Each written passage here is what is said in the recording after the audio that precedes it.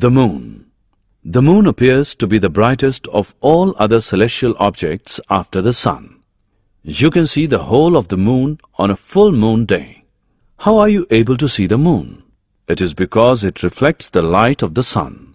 The moon does not produce its own light, but looks bright because it reflects the light from the sun. Think of the sun as a light bulb, and the moon as a mirror, reflecting light from the light bulb.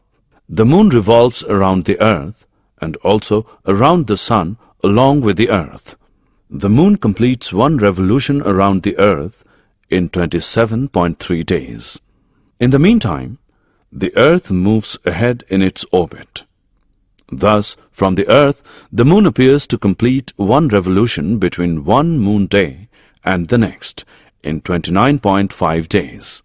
You know that a lunar eclipse may occur on some full moon days.